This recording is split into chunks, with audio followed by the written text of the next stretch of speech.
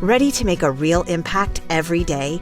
Join the Active Day Home Care team and help clients maintain their independence in the comfort of their own homes. Make a difference in someone's life as you provide essential daily assistance and protect their health and happiness. Earn up to $20 an hour and enjoy additional perks like optional daily pay, 401k, paid time off, ongoing educational training, and more. Join a team that values care, compassion, and your professional growth. Visit activeday.com to apply. This is your before and after story, where your first steps towards a new life-changing career begin. Southeastern College can take you there. We offer in-demand hybrid and online programs with hands-on training, led by in-field career professionals, and career services to put you on the path to a rewarding and fulfilling future. This is where your transformation begins. Southeastern College, your future is bright. Visit sec.edu to get started. Calaroga Shark Media. From Washington, D.C., where now is the time for peace, this is Ballot. Well, I thought it was time to hit the beach, but I guess not. Instead, let's hit this. Hi, I'm Patrick Gutfield. Well, President Trump decided to drop some very expensive fireworks on Iran this weekend. And by fireworks, I mean 30,000-pound bunker buster bombs. So here's what happened. Israel has been having what you might call a disagreement with Iran for the past week or so. Think of it as the Middle East's most expensive game of dodgeball, except instead of rubber balls, they're throwing missiles at each other. Israel started this whole thing on June 13th with a surprise attack on Iran, and Iran responded the way Iran always responds, by launching more missiles than a 4th of July celebration in Texas. But then Trump looked at the situation and thought, you know what this needs? More America. So on Saturday night, he authorized 6 B-2 bombers to drop a dozen 30,000-pound bombs on Iran's most secure nuclear facility at Fordo. That's right, 12 bombs, each weighing as much as a small house. The military calls these bunker busters, which sounds like something you'd order at a restaurant. I'll have the bunker buster with a side of international incident, please. These aren't your average bombs. These things are 20 feet long and weigh 30,000 pounds. They're so big, only the B-2 stealth bomber can carry them. Regular fighter jets look at these bombs and say, nope, I'm out. Call me when you need to deliver a pizza. Trump announced this on his Truth Social account because nothing says serious military operation like posting about it on social media. His post said, all planes are now outside of Iran airspace. A full payload of bombs was dropped on the primary site. Fordo, all planes are safely on their way home. Congratulations to our great American warriors. You know, most presidents would maybe call Congress first. Trump just posts on social media like he's announcing what he had for breakfast. Just drop some bombs on Iran. Pancakes were great too. MAGA! The target was Iran's nuclear facilities, specifically 3 sites, Fordo, Natanz, and Isfahan. These are places where Iran enriches uranium. Fordo is built deep inside a mountain because apparently Iran learned from watching too many Bond movies. They figured if you're going to have a secret nuclear facility, you might as well put it in a volcano lair. The facility at Fordo is buried so deep underground that regular bombs can't touch it. You need these special 30,000-pound bunker buster that can punch through dirt, rock, and probably the Earth's core before they explode. It's engineering specifically designed to ruin someone's whole day. Now, Iran has been saying death to America for 40 years, which is their way of saying hello. But this time, America said hello back, with the explosive force of a small earthquake. Trump held a press conference Saturday night where he said, Iran, the bully of the Middle East, must now make peace. Which is like punching someone in the face and then saying, why can't we just get along? He also claimed the nuclear facilities were completely and totally obliterated. Because when Trump destroys something, he doesn't just destroy it, he obliterates it completely and totally. That's like saying something is very, very, very destroyed. The president was flanked by Vice President Vance, Secretary of State Marco Rubio, and Defense Secretary Pete Hegseth. They all looked very serious, the way people look when they've just spent several $1 billion on the world's most expensive demolition project. But here's the thing. Trump ran on keeping America out of foreign wars. His whole campaign was America First, which apparently now includes America bombs things first. He spent years criticizing foreign interventions, and now he's personally authorizing bombing runs.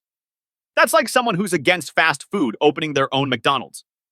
The really crazy part? Republican Senator John Thune said the military action was warranted because Iran has committed itself to bringing death to America. So basically, Iran has been talking trash for 4 decades, and Trump finally said, "That's it, I'm calling your mom." Except instead of calling their mom, he called 6 B-2 bombers. What happens when one of the most powerful men in music is accused of some of the most serious crimes imaginable? Check out the new podcast, Did He Do It? Following the federal sex crimes trial of Sean Diddy Combs, coming to you straight from New York City. Every day I'll take you inside the courtroom where prosecutors say Combs ran a criminal enterprise of sex trafficking, coercion, and abuse, using his fame, fortune, and influence to silence victims and control lives. We'll cover the big stories and the small moments that can shift the verdict. The trial has begun. The questions are piling up, and every day we'll be asking the same thing. Did he do it? Follow now wherever you get your podcasts.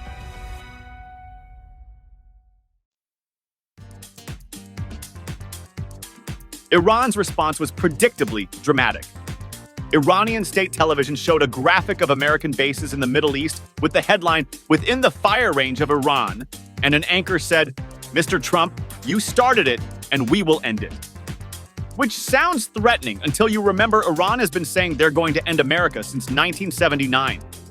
At this point, it's less of a threat and more of a hobby. There are about 40,000 American troops stationed across the Middle East right now.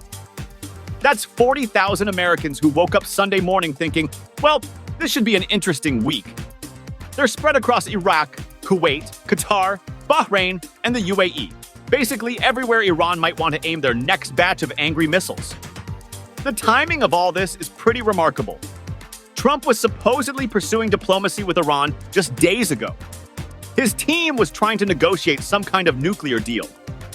But then Israel started bombing things, and Trump apparently decided diplomacy was taking too long. Why negotiate when you can just drop the world's largest firecrackers on the problem? Benjamin Netanyahu praised Trump's decision, saying he acted to deny the world's most dangerous regime the world's most dangerous weapons. Which is Netanyahu's way of saying, thanks for doing our homework for us, America. The Department of State has started evacuating Americans from Israel, which is never a good sign. Ambassador Mike Huckabee is encouraging Americans to fill out evacuation forms. Nothing says mission accomplished like immediately planning your escape route. Oil prices are expected to spike when trading resumes because nothing makes oil more expensive than dropping bombs near the countries that produce it. So get ready to pay more at the gas pump because freedom isn't free and neither is gasoline after you bomb the Middle East. Iran confirmed the attacks but said the damage wasn't irreversible. A senior advisor wrote on social media, "You cannot bomb knowledge," which is true, you can't bomb knowledge, but you can apparently bomb the very expensive facilities where that knowledge gets turned into nuclear weapons. The Iranian foreign minister was conveniently in Turkey when all this happened, probably thinking, great timing for a business trip. He's scheduled to appear at a news conference on Sunday, where he'll presumably have some thoughts about the new crater where his country's nuclear program used to be. Here's what's really wild.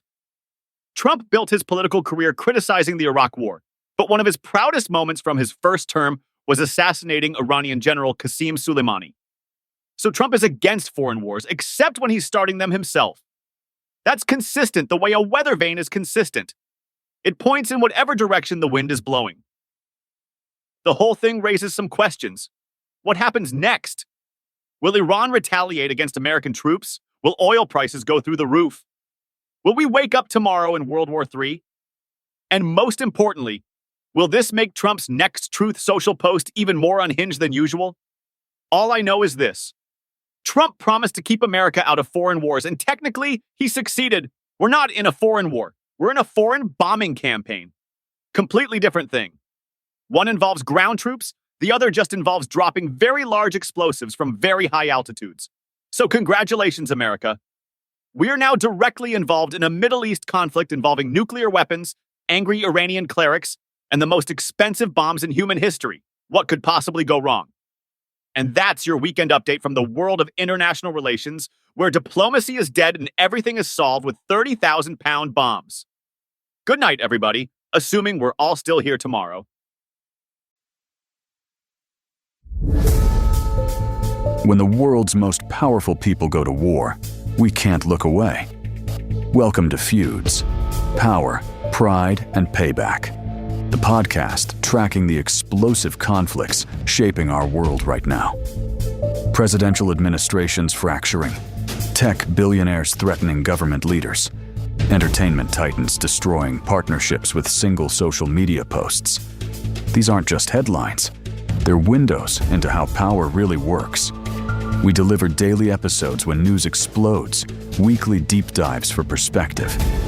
From Washington power struggles to Silicon Valley vendettas, we decode the psychology behind the drama and reveal why these feuds matter far beyond entertainment. Feuds, Power, Pride, and Payback. Today's conflicts are tomorrow's history. Available wherever you get your podcasts. Want this podcast without commercial interruptions or feed drops? Calaroga Plus is just $5 a month, and you'll get this show ad-free. Plus, we've just added the full first seasons of Eastwood Reloaded and Crown and Controversy, so you can binge listen our new series without a single interruption.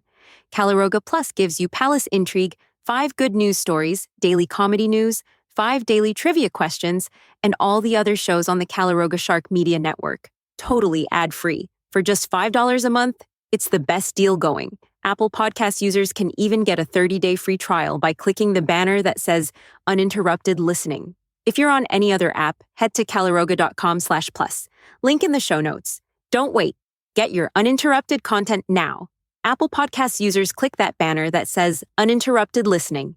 If you're on any other app, head to calaroga.com/plus. Link in the show notes.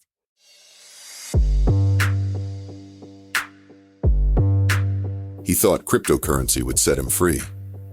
Instead, it made him a target. Alessandro Romano flew to New York for a business meeting with his former partner. What he found was an elaborate trap. A luxury apartment turned torture chamber, where digital dreams become real-world nightmares. For 8 days, he endured unimaginable torture. His captors wanted his Bitcoin passwords. They had police protection. They had done this before. This is the true story of friendship turned to betrayal, innovation turned to exploitation, and one man's fight for survival against a system designed to break him. Crypto Kidnap. Available wherever you get your podcasts.